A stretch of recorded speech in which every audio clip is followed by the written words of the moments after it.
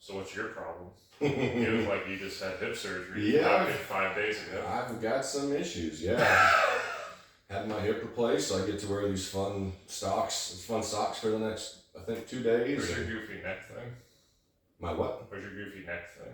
What neck thing? The neck thing. The thing you've been wearing around. Oh, I hid it down there. So. Did you keister it? No, I didn't. But anyway, it's, yeah, people think it's like a pain pump or a damn thing you put. I think it's a fun pump. Thing you put in your manly bits to, yeah, it's not a catheter. It's just something they put on cuts. So socks aside. Anyway, socks aside. Yeah, so we covered it last time just in our conversation with the and the Rye Whiskey Primer. This is part 2 of that. Correct. So this is going to be your quote unquote your Kentucky ryes. Now, not all Kentucky ryes are the same. I'm not saying you can't find higher ryes in the mash bills, but generally these are the ones typically when I would turn people on to ryes coming from the bourbon world or coming from the high rye bourbon world. These are good first steps to kind of acclimate your palate to your next step into rye whiskey. These are just a couple of them. You know, if I had 800 more bottles, we could have those up here as well. But, you know, these are kind of your three core ones. You got your Rittenhouse, your Sazerac, like a Wild Turkey 101. So the Rittenhouse is a bottled and bond, so that's 100 proof, and I believe this is going to be like a 90-ish proof. I think this is right at 90 proof. And Wild Turkey is, of course, at 101. Of course, at 101. So, you know, if you're used to lower proof whiskeys and you're jumping into, or bourbons at least, and you're jumping into the rye world, we call these baby Sazeracs, baby Sazes, because Buffalo Trace does make a hyper-age stated Sazerac. They do? Mm-hmm. I didn't know that. It's part of the BTAC collection, which is the Buffalo Trace Antique Collection, which most people will never probably taste. Or see, for that matter. Yeah, I mean, to see it, yeah, unless you're paying secondary prices, are just crazy. But so this is, you know, baby Saz is for a low proofer, is probably. How much does that cost on the shelf? It's a $35 bottle. All of these bottles are very, very inexpensive. And when I say very inexpensive, 35 is the high. Like, I think the Rittenhouse, if I'm not mistaken, that's a $25-ish bottle. Really? Yep. So they're all super affordable. That's why I like the rye world so much. Just like with bourbon as well. You can get into, you know, price points. You can spend a lot more for ryes. You can spend a lot less. Now, typically ryes are going to cost, you know, they're a little bit more expensive. Sure. Just in general, because rye itself is harder to grow and is just a more expensive grain. So you will pay up a little bit for ryes, but just because you see these on the shelves at anywhere from $25 to $30 to $35, don't look at them and be like, well, they don't cost anything, so they're garbage. To be fair, this, which is probably my favorite bottle off the table, has a really, really cool screw cap. Yeah, and don't be afraid of the screw caps either. So I don't know, we might have talked about this, but I know you and I have talked about it before, but Rittenhouse, we talked about it last time, as a matter of fact. Rittenhouse was the rye that got me, that was my first step into rye whiskey. Yes, it's a very approachable rye whiskey. Yep. So do you want to, we're going to do some tasting real quick, just to. What do you want to start with, the Sazerac or the Rittenhouse? Well, you want to start with lower proof? Yeah, start lower proof. Let's start with lower proof. You know, Sazerac, obviously it's a Buffalo Trace product. We're going to go gentle on pours. Bring the tiny glasses. Yes, bring the tiny glasses. So when you smell these, you know, obviously your first thought is, yeah, it's a rye whiskey, so you're going to remember a lot of the stuff you've heard about rye being spearminty and spicy and all that. But you got to remember, with these bottles of rye, yes, it's going to, if you're coming from bourbon, it's going to have a higher rye content than you're used to. However, there's still so much corn in this that you're going to get a lot of sweetness. This is very sweet, and the spearmint, which you expect from a rye, almost plays second fiddle. Correct, but you're still, what I like about these as far as introducing people into rye, it eases you in. Yeah, because you're definitely getting more of the spiciness from the rye grain. There's more mintiness. There's almost a licorice note in there, almost like a black licorice note. Yeah, I noticed, but only from black licorice. black licorice extract. I've never tasted black licorice. Neither have I, because I cannot stand black licorice, but it's fun. It's fun to find those notes in whiskey. So that's another thing people, I think it's good to know. That's why I've told you, I tell myself all the time, smell everything. And people will look at you weird, but it's just like, let me smell it. Because you may not like that smell, but that opens up another, that's another little note to have in the back of your brain when you're nosing and tasting products. Because when you taste it, it doesn't have to taste like black licorice. But if you have that note in your brain of what black licorice at least smells like, then that correlates real well when you go to taste and smell People something. will look at you funny, because it does look pretentious. No, it does look silly. Yep, skull buddy. Nostroga.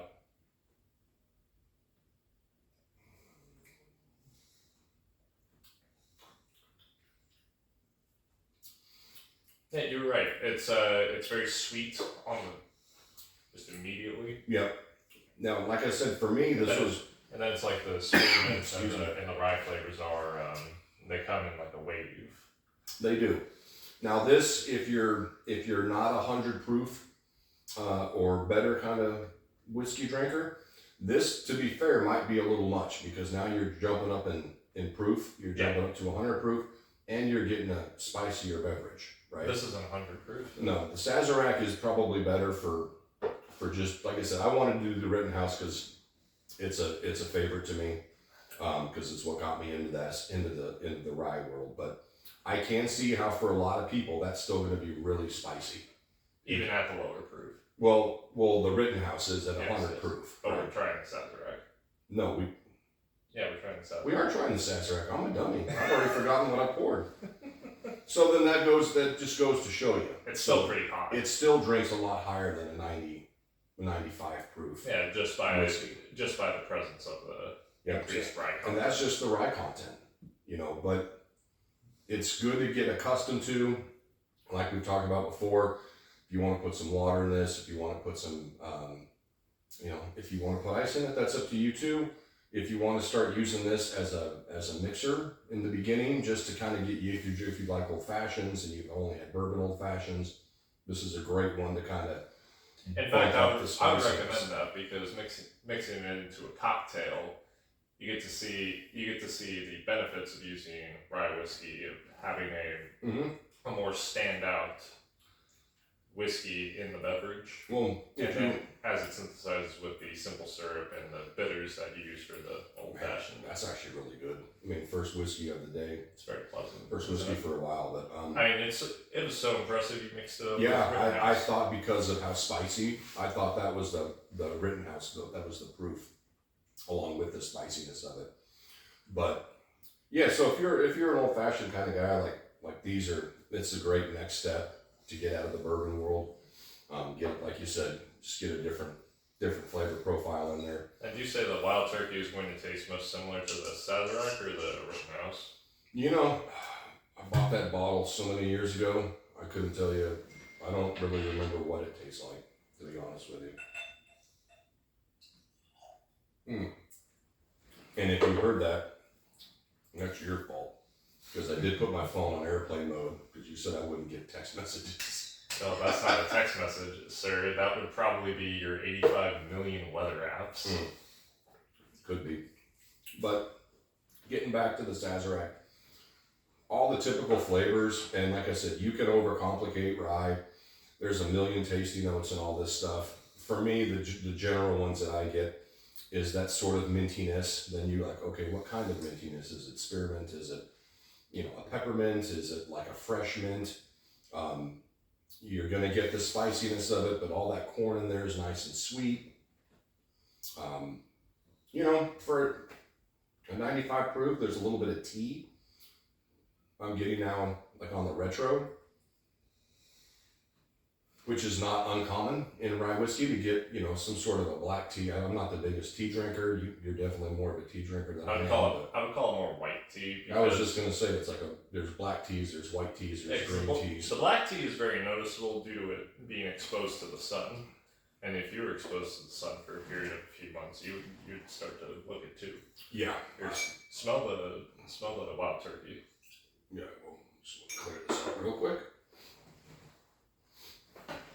I think you'll be surprised at how soft it is. Oh, night and day, even at 101 proof.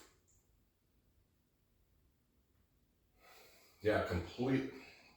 Same thing. Low rye, Kentucky rye. Yeah, it smells more like a bourbon.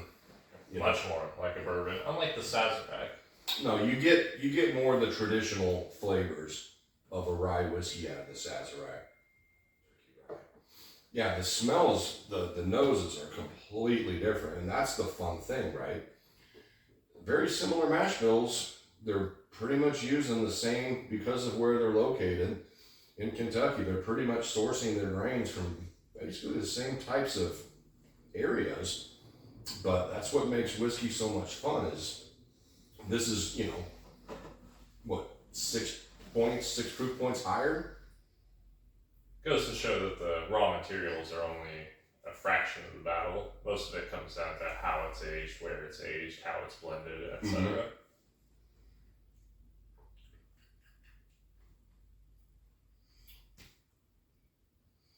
Now this bottle is very old, but I don't get the spiciness until the back of the palate. Yeah, it's very soft. Yeah, very, very little rye, in my opinion. Very little spearmint. Like I said, it's an old bottle, so, you know, technically I probably should have bought a new one just to compare it. Yeah.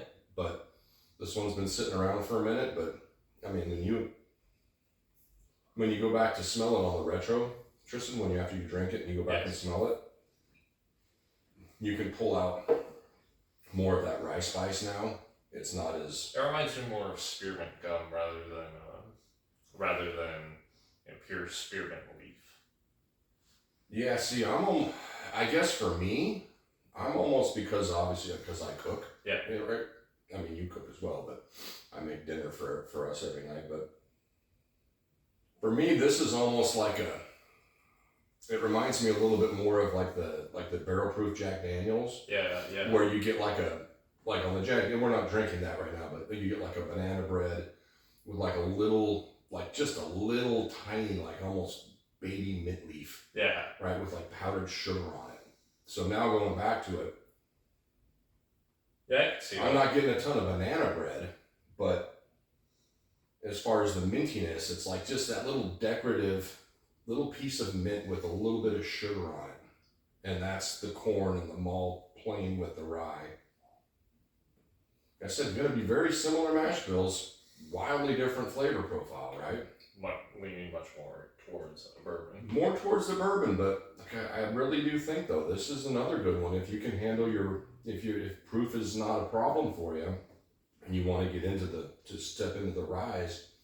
And once again, this is a $23 or $25 bottle. Honestly, I would say if you were starting out, because I remember how the Rittenhouse tastes, I think you should start with the Wild Turkey 101 and throw it on ice. You could, but remember when you put. Might almost get some butterscotch in here. That's wild. Butterscotch. Yeah, and that could just be because it's an old bottle. I mean, that bottle is legit. You can tell by how much is in it. It's probably 6 years old. It's the last of the Mohicans. Yeah. So I haven't tasted a newer batch. So this, so keep that in mind. So when you have whiskeys like we have, I have a lot of stuff that's not just, close to, 50 years old. You've been sitting on for a while. I've been sitting on some of this for 6, 7, 8, I think the correct term is cellaring. Yeah. Well, like we talked about earlier today, I like the idea. I don't like the word collection because I'm not collecting anything. Like I said, I like the word library. I enjoy the act of cutting plastic off of the bottle because I say, and there goes the resale value. Mm-hmm. It's not why we're doing this though. It's to enjoy it. Well, if you're trying to make money off of it, there are more efficient ways. Yeah, this almost has a like a light toffee. Toffee. Yeah, and I really eat a lot of toffee. I really think though that's because it's an old bottle. So it would be interesting to buy a new bottle and see what it how the blenders are doing it now, because that obviously if that's a 8-year-old Wild Turkey 101 rye, it's not going to be the same as if you go buy something today. Sure. On the shelf. It's probably going to have a little less of those those oddball flavors. Yeah, very odd, but Yeah, very good. And the Rittenhouse. Yeah, let me rinse this out real quick. Now, technically, so there's no rule, right? But if you're gonna like really give things their due, you should either start with a fresh glass or at least rinse it out with water. Rinse it out with water. Now, is there any rule as far as cold water or like lukewarm water? Depends who you talk to.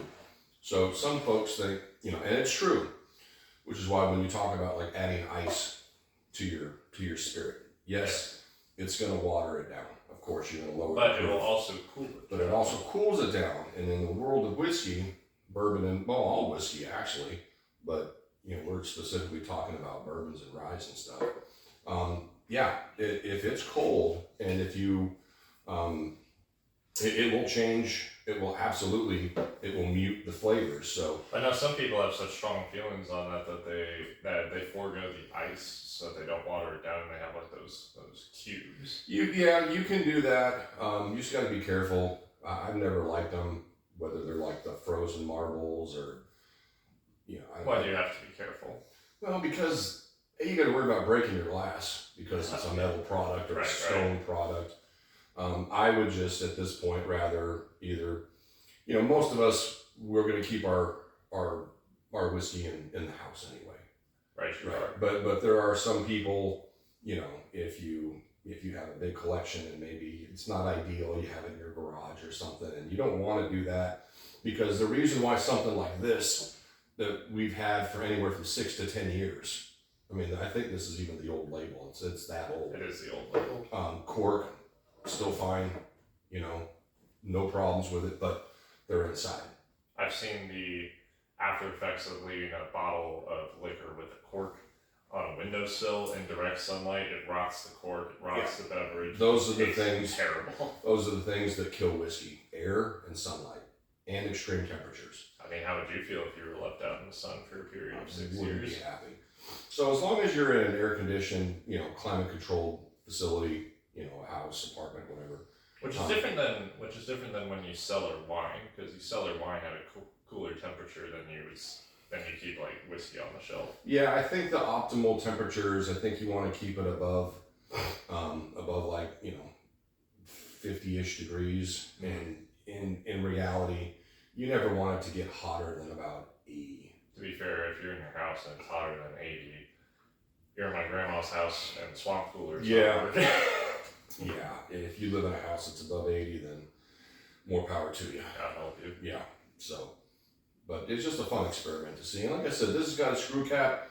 Don't be afraid of some screw caps because there are screw caps that are on good stuff. Yeah, like Old Forester 100. Old Forester 100 has a screw cap. Now, granted, it does look kind of cheap. It does, but the nice thing is I never have to flip this bottle. That's true. So at least twice a year I'll go through and flip these bottles just to get the cork wet. Well, it's like beer cans.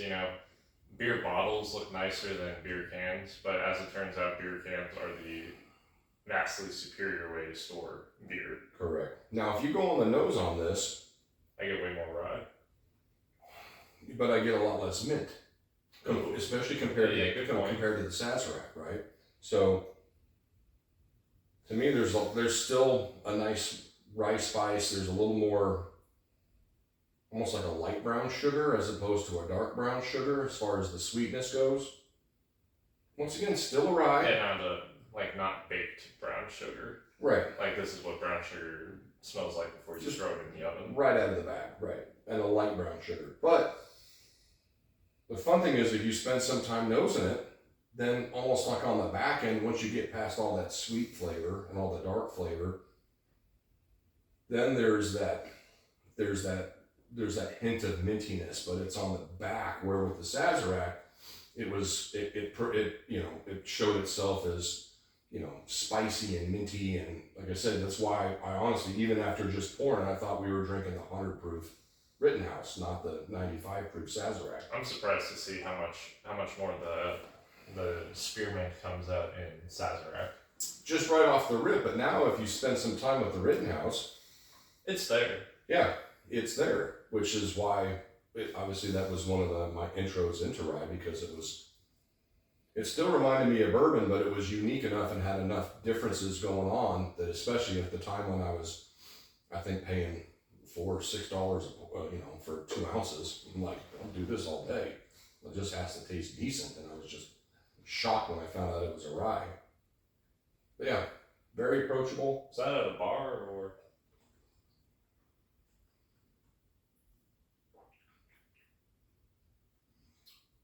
Once again, wildly different, spicy. The mintiness, though, you got to look for. Yeah, which is really, so it fun. reminds me more of the dessert characteristics that we got from this cellared Wild Turkey 101. But even with this, though, although I'm getting the big bright spice of that rye spice, but I'm getting a little bit more of a tea note. Yeah, right, as opposed to like a mintiness note. This I would compare more to like a light black tea. Okay. Like if you ever had English breakfast. Yeah, I haven't, but you should smell my tea. I should actually.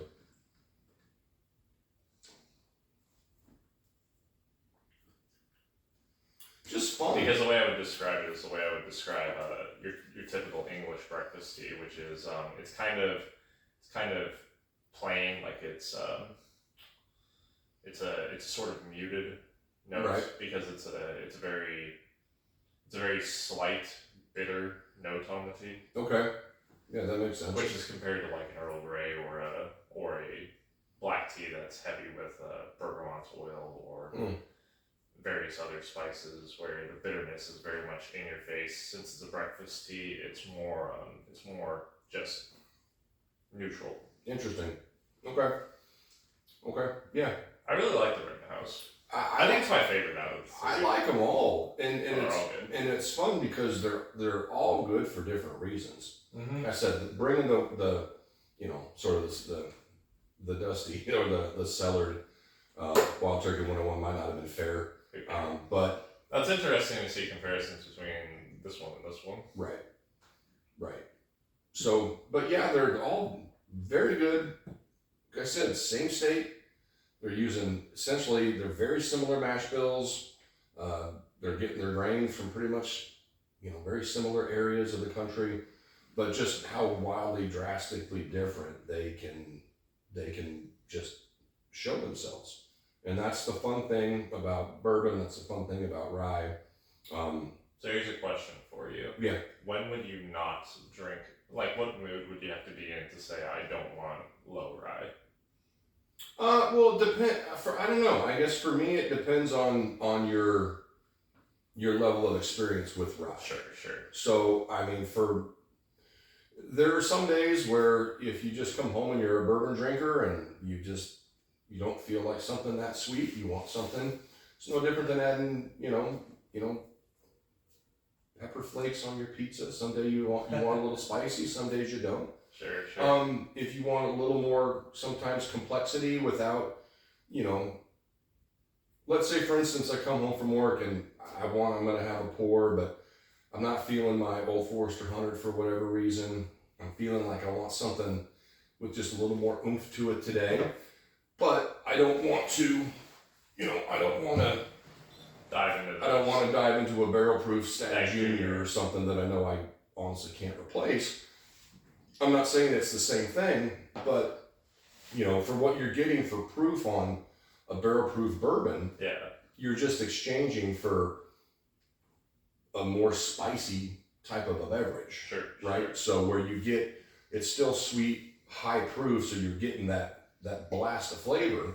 A lot of times with ryes in general, even a low rye whiskey, you can get that more of that intense flavor in a $25 bottle, as opposed to something you can't replace. Most people in general, unless you're making cocktails, a lot of people for like rye whiskeys are more of a fall, winter type feel because it's cold outside. Sure. But like I told a customer at the store one day when he was giving me grief about rye whiskey, and we live in Texas and it's hot, and I'm like, buddy, don't you have air conditioning? I'm like, what, you live in a 110 degree house? Then yeah, maybe you don't want rye whiskey, but if you set the thermostat anywhere near comfortable, the whole I only drink rye when it's cold out kind of adage doesn't work with me. So it just depends on the mood you're in. Like I said, it depends on the cocktail you're making.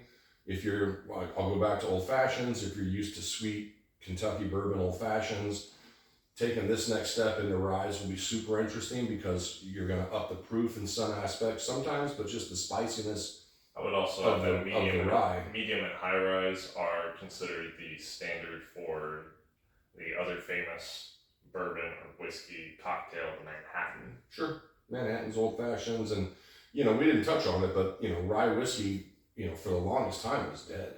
Was it? Yep, and it was. I didn't know that. Yep, years ago, me. Bartenders were the ones that got a hold of rye whiskey and started making some really interesting rye whiskey cocktails, which then, rye whiskey, Canadian whiskey, all of a sudden that then blows up. Like Canadian.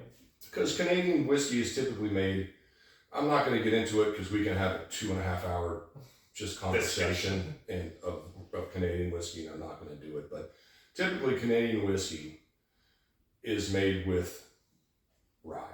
And most Canadian whiskey, at least it should be made with rye grain. Save it for next We're not going to get into what most Canadian whiskey is now. Save it. But anyway, so Canadian and American rye, they kind of just piggyback on each other in the cocktail culture. And so people would come in and instead of asking for an old fashioned with bourbon, say, give me a rye old fashioned. And a lot of that is because the spiciness of that.